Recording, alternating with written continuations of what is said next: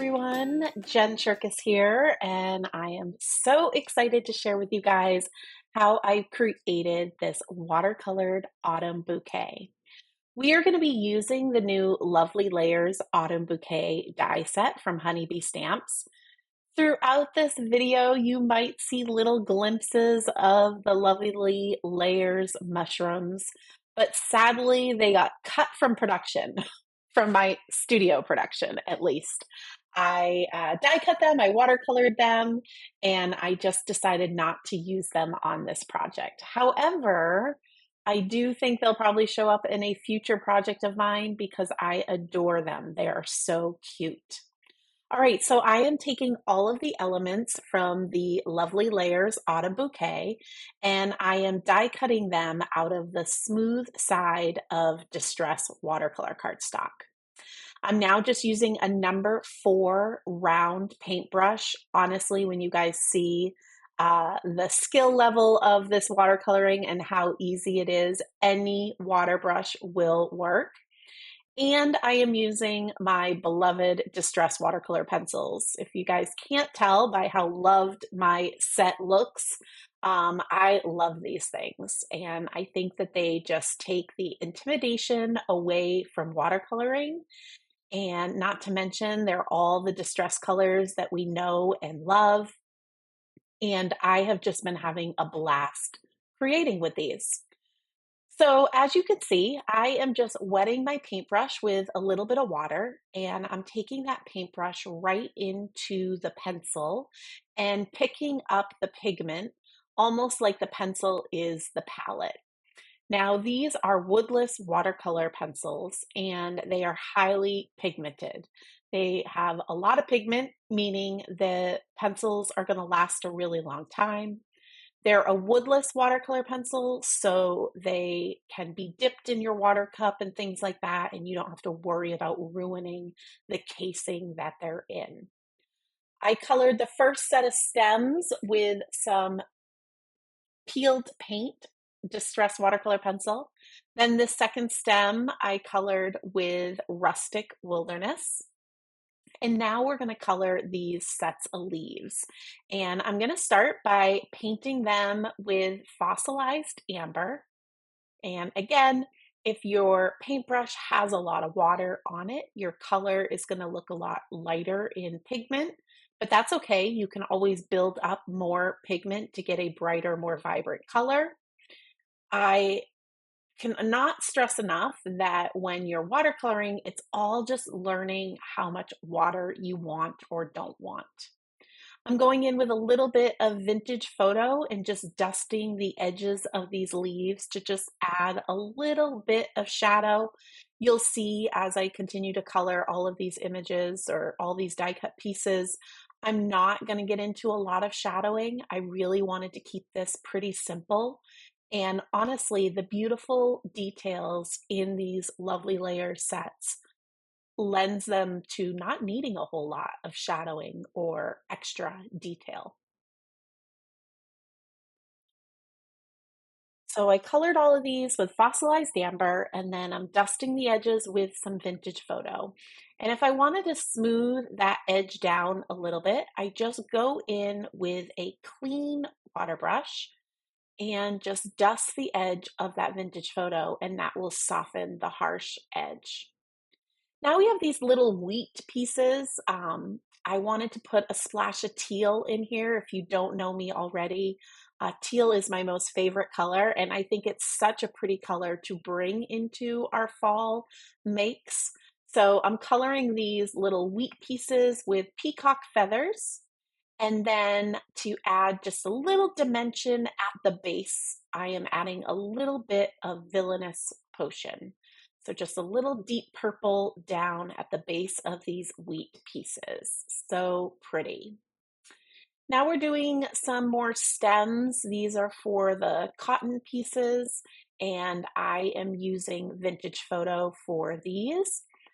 If I can, when I am die cutting all my pieces, which you guys saw, I used my itty bitty Honeybee Stamps cutter, which made die cutting all these pieces so easy.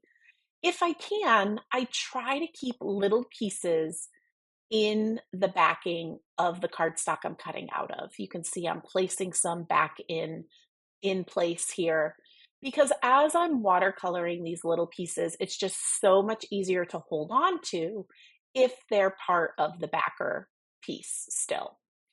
So here I am, I'm adding a little bit of color to the cotton at the top of these cotton sticks that we're gonna have. So I'm using a little bit of tattered rose and antique linen. I'm laying the color down on the grooves of the die cut piece that are already there from the die. And then with a clean brush with not a lot of water on it, I'm just blending that color out to soften it and lighten it up a bit. So you can see here, again, it's a mixture of tattered rose and antique linen. And once I get that color down, I clean my brush off. And with a clean brush with only a little bit of water on the brush, I pull that color from the pigmented area that I left behind and I just soften the edge. Of course, cotton is white, but I wanted to add a little bit of shadow, a little bit of fall hint to these cotton pieces. For these flowers that are going to be part of the main focal point of my card, I am mixing some picked raspberry and some seedless preserves. So with a wet brush, I'm going right into seedless preserves and then right into picked raspberry and then painting. And now you can see I'm going in with seedless preserves at the base of these flowers. And now I'm blending it out with a clean brush with only a little bit of water. I know it's hard to see the shape of what I'm watercoloring because again, I'm scribbling out of the lines, but this is what makes it so nice to keep your layers within the piece that you die cut it from. You also might see me touch my hand with my paintbrush as I'm watercoloring. This is just a way for me to have a sense of how much water is on my paintbrush. Like I mentioned, I think the trickiest part of watercoloring is figuring out how much water you want to have the look that you're going for. So I'll often touch my wet paintbrush to my hand so I can get a sense of how much water is there because it's hard for my eyes to see, but I can definitely feel. So now I'm coloring the tops of these flowers with a little bit of rusty hinge and wild honey. I always like to color the base of these lovely layers, even if I am layering a piece on top. I like to color the base with a base color, just in case maybe I don't get my die cut in place perfectly or any of the edges peek out once things are all glued together.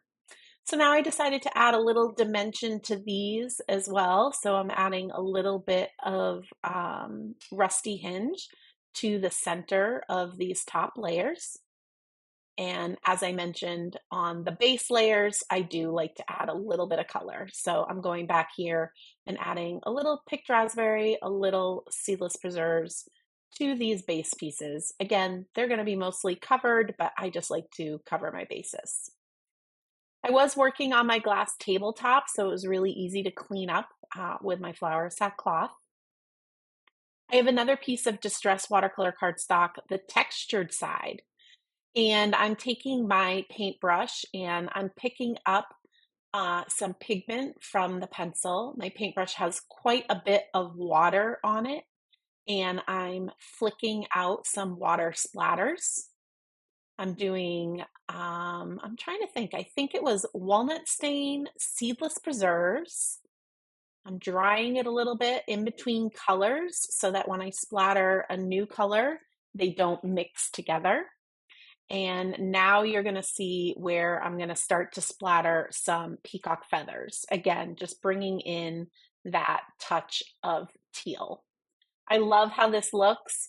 I try to direct my splatters in a diagonal line. Of course, they're going to go wherever they want to go, but you can try your best to kind of concentrate them in the vicinity. Once this is all done, with a messy brush, meaning I'm dipping into my dirty paint water, I'm gonna splatter some water droplets. And then I'm just gonna set this aside to dry. And I like to do this because the water droplets are dirty water from my paint bucket. Um, so they're gonna leave a little bit of a texture behind, but then it also will make some of the splatters blend together and mix together. And I just like the texture that appears. There are those mushrooms again. I'm just teasing you. They are not going to be used, sadly, but I saved them. They'll be on a future project. So I'm adding a little bit of wet adhesive and I'm starting to piece together all of these fun elements from the Autumn Bouquet Lovely Layers set. Once I've layered those elements on top, I just like to put an acrylic block there just to kind of give a little bit of weight and help that wet glue settle. Now, this purpley flower has some pretty tiny pieces. So as I took them off of the backing, I kind of figured out which piece went where, and it was pretty easy by size. But because these are such smaller pieces, I'm going to use my pickup tool. I think it's a lot easier than my fingers. So I'm adding a little bit of wet adhesive to the base, and then I'm using that pickup tool to kind of place in those toppers.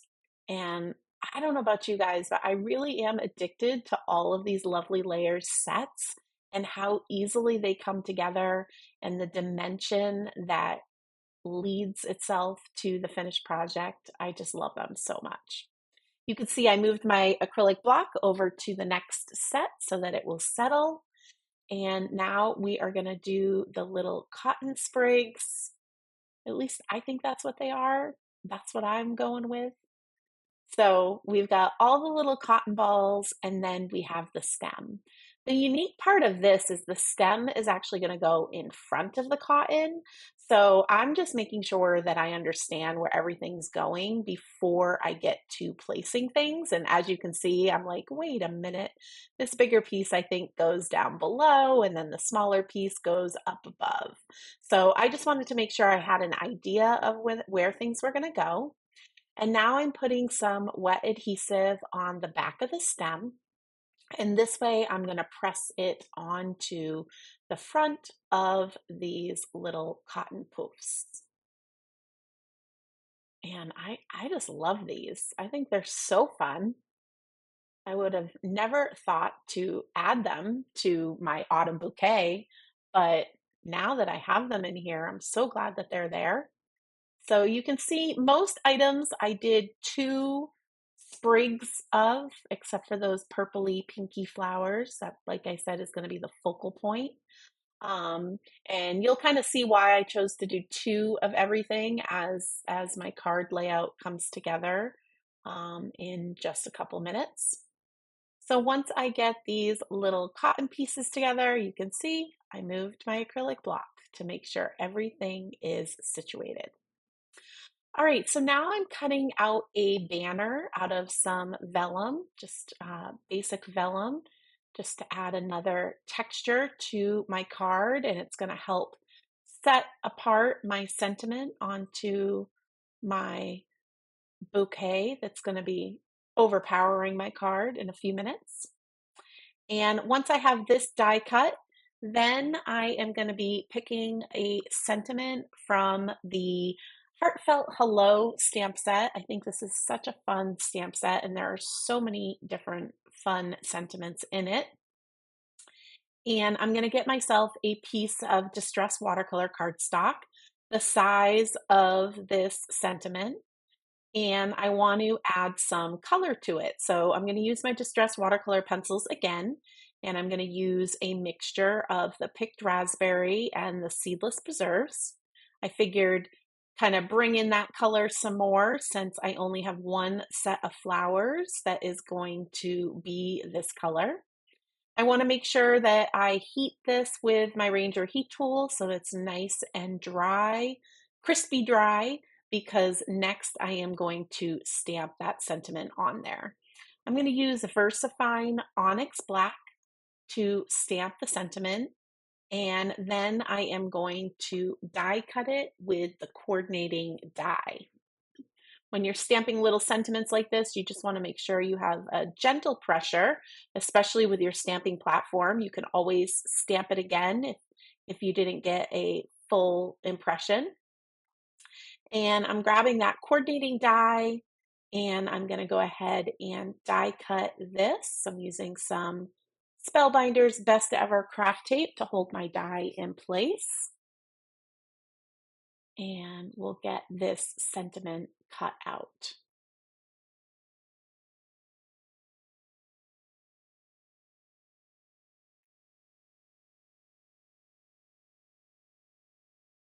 So now we've got our splattered background. I have my sentiment just laying on the vellum banner right now. This is not attached to my card. It's just giving me a sense of placement. And now is where I pretend to be a florist, which I am not. But I am going to start to arrange this fall bouquet. And you can see this is where the two elements are coming into play. I'm going to kind of put one element on one side and another on the other.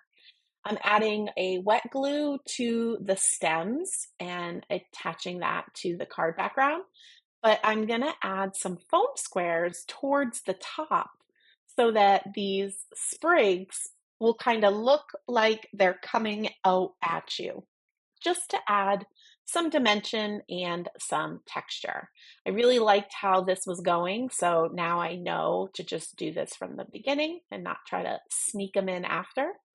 So again, a little bit of wet adhesive on the stems, and then I'm just sliding these different sprigs in, a little bit on the left and a little bit on the right. Again, my sentiment banner is not attached. I'm really just kind of using that as a placeholder, just so I kind of know where things are going. So as I start to put these guys down, my orange flowers, which I'm not even going to pretend to know what kind of flowers all of these things are, or leaves, or anything. But as I start to put these guys down, I quickly learn that I want to fill in my center space a little bit more. And you'll see in just a minute where I'm really going to manipulate the curve of these sprigs. And I love the flexibility that I'm able to do this. So once I get these down, I now know my purple flower is going to go in the center. Oh, scratch that. I got to put the cotton down first. I'm getting ahead of myself. So we're going to put the cotton pieces in and kind of use these as filler. And I love that they just kind of have that subtle color to them.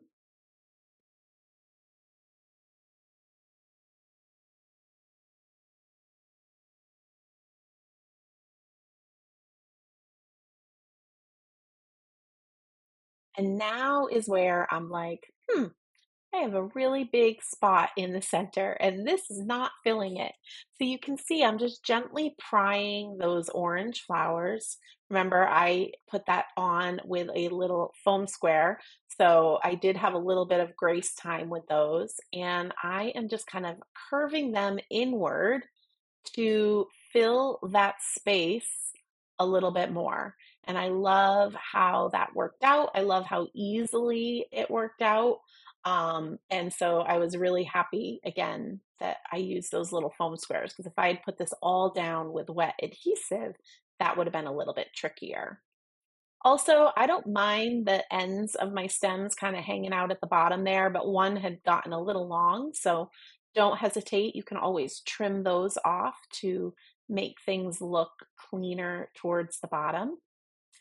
And now you can see I am adding that purple centerpiece flower, the one that I only did one of, and that's filling in that spot really nicely. Just making sure I like how things are going. So I have the sentiment on my vellum with foam strips. And now what I did is I added wet adhesive behind the foam strips. I personally have yet to find a vellum adhesive that I love. So I always just try to hide my adhesive when I'm working with vellum. I'm going to grab a piece of pattern paper from the Homestead Harvest paper pad. This kind of moody blue paper I thought would look really nice. Again, bringing in the bluish tealish color that I have going on in little splashes. I'm going to attach this to my card base. If you've been keeping track, the year of 2023 is the year of card bases for me. I'm trying so hard to not just make card fronts, but to get my cards on actual card bases. And now I'm going to adhere this panel to the card with some foam strips just to add a little bit more dimension. I love the way that looks set off of this beautiful pattern paper. Honeybee Stamps has such awesome pattern papers, and I really need to remember to use them more often. And once I get this in place, I knew I wanted to add a little bling, and you can see my vellum on the right is not really cooperating as well as I would like. It's kind of like hanging out up in the air. So I'm going to use some Homestead Harvest gem stickers, and I'm going to be a little sneaky with one of my gems. I am going to put the gem half on the vellum and half on my card. And that's going to kind of tack it down a little bit so that it won't flail around as much. So I'm adding some of these teal and rusty orange colored gems sprinkled again in a diagonal line here and there to add a little sparkle, because I didn't use glitter. I can't believe it, but I didn't. Distress rock candy glitter would look gorgeous on the tips of some of these elements, like the cotton and those golden leaves. Oh, maybe I need to make the card again and do that next time. If you do that, please share your card with me. I would love, love, love to see what you created. Well, hopefully watching me color these elements showed you how easy and no stress it really can be. Uh, the Distress watercolor pencils make it so easy. The pigment just flows around the paper so easily. If you are a fan of Distress products in general, then you already know what colors you know and love. And there we go, the finished card. So fun. I love the texture and the layers. Have a fabulous day, you guys. Thank you so much for watching.